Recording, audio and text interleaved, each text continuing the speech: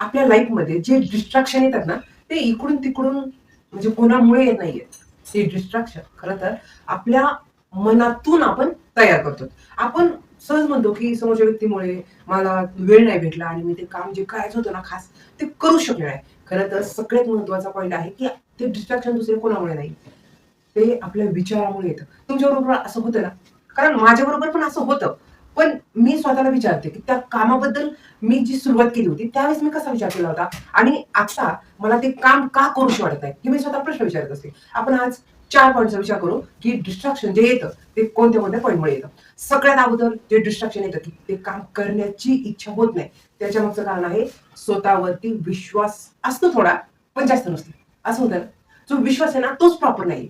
आपण समोरच्या व्यक्तीवर विश्वास ठेवू शकतो, आपण आपल्या मित्रांवरती विश्वास ठेवू शकतो, आपण आपल्या आई-वडिलांवरती विश्वास ठेवतो. पण सगळ्यात इम्पॉर्टंट पॉईंट आहे की स्वतःवर विश्वास नाहीये. समोरच्याने आपल्याला कितीही सांगितलं, "तू खूप ग्रेट आहे, तू खूप पॉवरफुल आहे, तू खूपच हुशार आहे, तू खूप स्मार्ट आहे." तरी सुद्धा आपण स्वतःला हसतो, हसण्यावर घेतो आणि आपला विश्वास बसत नाही. खरंच मी आहे का?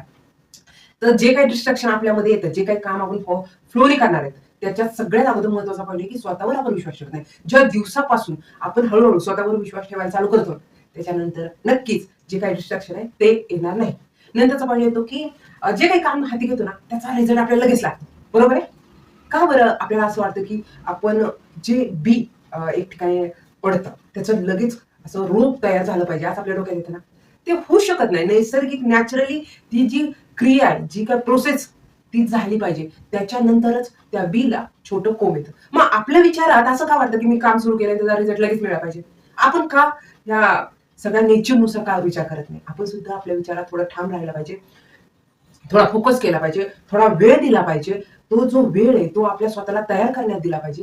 त्याच्यानंतर रिझल्ट येणार आहे. त्याच्यामुळे जर तुम्हाला वाटत असेल मला डिस्ट्रॅक्शन कशामुळे येते, तर तुम्ही जो हा विचार करताय ना रिझल्ट पटकन आला पाहिजे. त्याच्यामुळे तुम्ही ते काम छान करू शकत नाही. तर इथून पुढे असा विचार करा, की ठीक आहे ना, मी आता स्टार्ट तर केलंय, मी थोडा वेळ देणार आहे. नंतर नक्कीच मला सक्सेस मिळणार आहे. हा विचार करा आणि जे काही काम आहे फ्लोने तुम्ही करताय ते करता. रिझल्टची थोडीशी वाट कमी पहा, कामाकडे फोकस करा. नंतरचा पॉईंट येतो सगळ्यात महत्वाचा. डिस्ट्रॅक्शन जे येतं ना त्याचा नंतरचा पॉईंट येतो की प्लॅन नसणं. ठीक आहे. मी खूप बिझी आहे. हा तर एकदम आवडता टॉपिक आपला. खूप बिझी आहे. टाईमच नाही मला. मग आपण जर प्लॅन नाही केला, तर आपल्या ज्या ड्रीमसाठी आपल्याला वेळ पाहिजे तो मिळणारच नाही. आणि तो वेळ सगळा आपल्या विचारामध्ये आपल्याला तर काम करायचंय, व्यवस्थित करायचंय. तर मग आपण प्लॅन केला पाहिजे. प्लॅननेच म्हणजे जर मी 10 मिनिटं माझ्या कामाला दुसऱ्या देते, जर मी 10 मिनिटं माझ्या मैत्रिणीला देते, जर मी 10 मिनिटं माझ्या क्लायंटला देते, जर मी 10 मिनिटं माझ्या घरातल्यांना देते, तर नक्कीच मी 10 मिनिटं माझ्या ड्रीमसाठी थोडा देऊ शकते. हा विचार आपल्या माइंडमध्ये आपण फिक्स केला पाहिजे. अशा प्रकारे आपण प्लॅन केला पाहिजे. आणि आता सगळ्यात पॉवरफुल जो पॉईंट आहे, डिस्ट्रॅक्शन येतं. लक्ष इकडे-तिकडे विचलित करणारा आपला फोन. म्हणजे मोबाईल, टीव्ही आणि त्याच्यातल्या ॲप हे जे आहे ना त्याने आपल्याला डिस्ट्रॅक्शन वाढतं. काय होतं आपल्या जो काम आहे खूप खास जो प्युअर टाइम आहे त्याला किती वेळ लागतो 15 ते 20 मिनिटं. तर तोच वेळ आपला जर त्या ॲप चेक करणं किंवा रिप्लाय देणं किंवा थोडासा वेळ आपल्याला रिलॅक्स वाटण्यासाठी जो आपण फोन पाहतो ना, त्याच्यानंतर आपल्या जो काम आहे त्याच्यात आपण तितकं मूडनी ते काम करू शकत नाही. आपल्याला कंटाळा यायला लागतो आणि मग काय? जे काही डिस्ट्रॅक्शन होतं ते चौथ्या पॉईंटमध्ये मिक्स होतं. म्हणजेच काय? मूड गेला की आपण जे काम हाती घेतले, आपण जे ठरवले आपल्या टार्गेटसाठी ते काम आपण फोकसने करतच नाही. तर ह्याच्यामध्ये आपण एक छोटीशी स्टोरी पाहू. खूप साऱ्या स्टोरी आहेत, पण आपण त्यातली एकच पाहू, की एक रिया म्हणून एक मुलगी होती. तिला असं वाटायचं, की मला तर काही एवढं पार्लरचं काही नॉलेज नाहीये, तर मी करू का नको? तर तिच्याबरोबर दुसरी एक मैत्रीण होती. तिचं नाव सीमा होतं. तर तिला असं वाटायचं, की नाही ठीक आहे ना, आता आपल्याला येतच नाही, तर आपण शिकू. तर असं ह्या दोघींचं चाललं होतं पार्लरमध्ये जाणं-येणं, जाणं-येणं.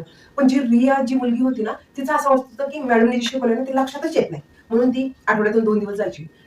परत 2-3 दिवस गॅप करायची, परत जायची, परत. मग ती ते जे काम होतं ना, त्यात आनंद घेत नव्हती. पण जी सीमा म्हणणारी जी मुलगी होती ना, तिला तिला पण सेम हिच्यासारखंच होतं, एवढं लक्षात येत नव्हतं. पण ती रोज जायची, रोज जायची, रोज जायची. डेली तिने ते अटेंड केले, सगळे क्लास अटेंड केले.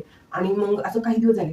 3-4 महिन्याने ज्यावेळेस रिया स्वतः पाहत होती, त्यावेळेस असं तिला वाटायचं, की अरे, सीमा तर माझ्यापेक्षा हेअर कट पण छान यायला लागले. तिला फेशियलच्या स्टेप पण छान यायला लागल्या आणि विशेष म्हणजे तिला आयब्रो यायला लागले.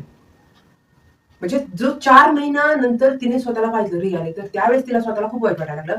तिला असं वाटायला लागलं, जर मी रोज आले असते, तर सेम सीमासारखं मला आलं असतं. पण खरं तर माझी चुकी आहे. मी त्या सगळ्या गोष्टीला रोजच्या ज्या अर्ध्या-अर्ध्या तासाला इम्पोर्टन्स दिलं नाही. म्हणून मी आज पार्लरमध्ये छान काम करू शकत नाही, माझ्यामध्ये कॉन्फिडन्स नाही आणि मॅडम मला सिलेक्ट करणार नाही जॉबसाठी. तर हे झालं, म्हणजे हेच आहे जे डिस्ट्रॅक्शन आहे ना, ते हेच होतं. तिला पार्लरमध्ये येण्यासाठी ती स्वतःला एनकरेज करत नव्हती, प्लॅन करत नव्हती, त्या गोष्टीचा आनंद घेत नव्हती. ठीक आहे, जाता येईल, बघता येईल, आज नाही गेलं तर एवढा काय फरक पडतोय, ह्या विचारात ती त्या गोष्टी शिकता शिकता राहून गेली. तर अशाच प्रकारे आपण जर असा विचार करत असू की ठीक आहे ना, मी आज नाही, आज एवढं काही इम्पॉर्टंट नाही, उद्या करेल. जे उद्या आहे ना, ते कधी येतच नाही आणि आपले कामं वेळेवर होतच नाही. त्याच्यामुळे प्लीज आपण काय करू, आपल्या कामाकडे फोकस करू आणि खूप छान आपले जे डिस्ट्रॅक्शनचे पॉईंट आहेत ना, त्याच्याकडे आवर्जून लक्ष देऊ आणि आपण नक्कीच सक्सेस हो. तर तुम्ही वेळात वेळ काढून माझा व्हिडिओ पाहिला त्याच्याबद्दल खूप सारे धन्यवाद. आणि व्हिडिओ जर आवडला तर नक्कीच लाईक करा. आणि हा, जे डिस्ट्रॅक्शन येते ते कोणते कोणते येतात त्या पॉईंटकडे आवर्जून लक्ष द्या. थँक्यू.